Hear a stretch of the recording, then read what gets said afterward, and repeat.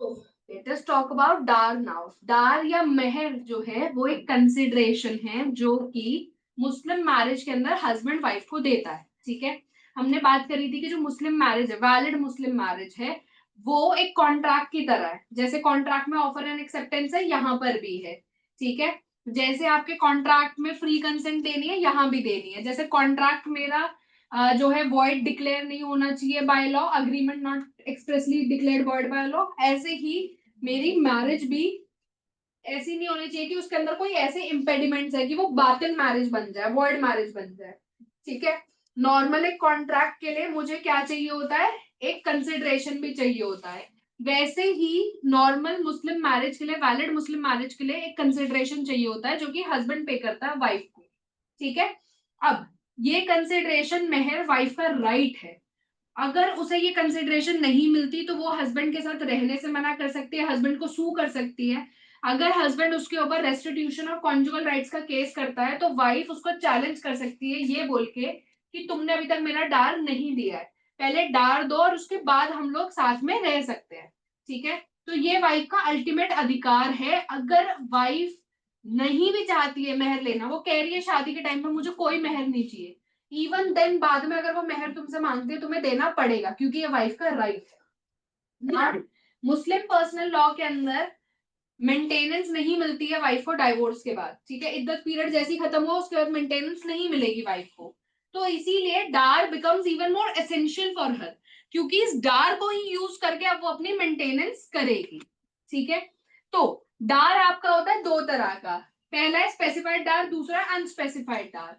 एक तो है मैंने बता दिया कि एग्जैक्ट कितना अमाउंट मैं आपको डार में दूंगी। ठीक है, दूसरा है जहां मैंने अमाउंट फिक्स नहीं करा कि मैं कितना दूंगी।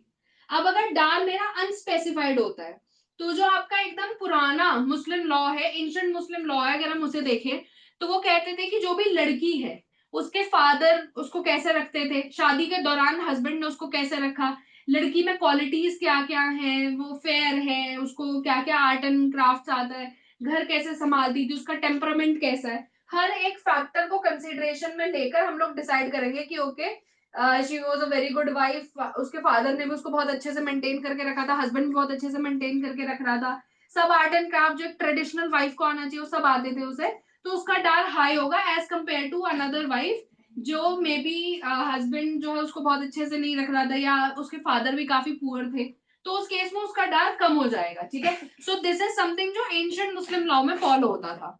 Now let us talk about specified dower, जहां मैंने आपको एग्जैक्ट बता दिया कि मैं आपको 50 लाख रुपए डार दूंगी। ठीक है, स्पेसिफाइड भी दो तरह का है, प्रॉम्प्ट डार या डेफर्ड डार। प्रॉम्प्ट डार है कि शादी के बाद, आपकी जब शादी हो रही है, जब आपके यहाँ सेरेमनी चल रही है शादी की, उस समय आपको प्रॉम्प्टली देना पड़ेगा, अभी के अभी डार दो। ठीक है, दिस इज द प्रॉम्प्ट डार, अभी के अभी मुझे चाहिए। सेकेंड है मेरा डिफर्ड डार, जो कि कह रहा है कि बाद में कभी मैं आपको दूंगी, कि ये डार का जो 50 लाख रुपए है मैं आपको बाद में कभी दूंगी।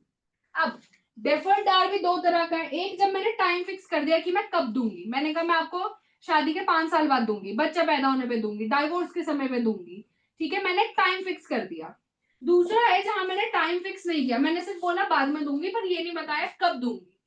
तो उस केस में हमारे पास अगेन दो केसेस हैं। अगर आप शिया मेल हो तो हम कहते हैं कि आपका डार जो है वो पूरा प्रॉम्प्ट है, अभी के अभी सारा डार दो। पर अगर आप सुन्नी मेल है तो आपका आधा डार, मतलब 25 लाख रुपए हो जाएगा आपका प्रॉम्प्ट अभी के अभी दो, और बाकी 25 लाख डेफर्ड है कि बाद में दे देना। ठीक है, अब आपका जो सुन्नी मेल है उसके लिए हम पार्ट कर देते हैं कि 25 लाख अभी के अभी दो प्रॉम्प्ट, और बाकी 25 लाख बाद में डिफर्ड, बाद में दे देना। ठीक है, तो ये हमारा डार के लिए एक सिस्टम चलता है। नाउ लाइक आई मेंशन, डार जो है वो वाइफ का राइट होता है। Wife can demand this Dar from the husband. Wife husband के साथ शादी कॉन्जुमेट करने से भी मना कर सकते हैं जब तक उसे डार ना मिल जाए, बट यूजुअली कोहैबिटेशन अलाउ कर देता है कोर्ट की, कोहैबिटेशन नहीं हो रहा है, ठीक है, कॉन्जुमेशन जो है वो यूजुअली नहीं रोकते हैं, बिकॉज हमें शादी की वैलिडिटी के लिए consummation is one of the reason why you getting married. ठीक है, यहाँ पर वाइफ जो है जब तक उसे डार नहीं मिलता तब तक वो अपने हस्बैंड को उसके राइट्स डिनाई कर सकती है, जो एज अ हस्बैंड उसके राइट्स है, कॉन्जुगल राइट्स है। ठीक है, now in case the wife dies before she has got the dower, उसे डार मिलने से पहले ही उसकी मौत हो गई, तो उस केस में जो वाइफ के लीगल एयर्स हैं वो डार के लिए हस्बैंड को सू कर सकते हैं।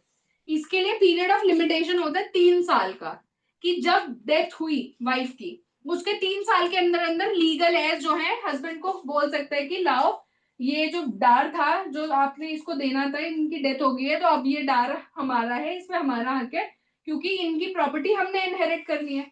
और डार जो है वो वाइफ की प्रॉपर्टी की तरह है, तो जैसे मैं वाइफ की वो जो डिसीज्ड वुमन है उसकी प्रॉपर्टी इनहेरिट कर रही हूँ, वैसे ही मैं उसका डार भी इनहेरिट करूंगी। ठीक है, तो लीगल एज 3 साल के अंदर अंदर ये चीज कह सकते हैं, ये चीज कर सकते हैं। ठीक है।